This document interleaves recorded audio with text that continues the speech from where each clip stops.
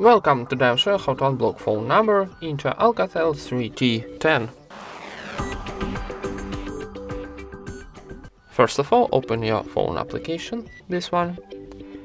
Next up, in the top right corner we got our three dots. Tap it and choose here settings.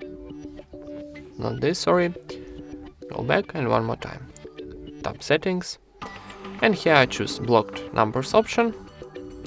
Here we got two blocked number, so for unlocking this last one, click here on the right side to cross and confirm operation tapping unblock one more time. And we got success message. So let's try again this number and click here on the right side to cross and confirm operation tapping unblock one more time. And that's it. Thank you for watching, leave thumbs up and subscribe to our channel.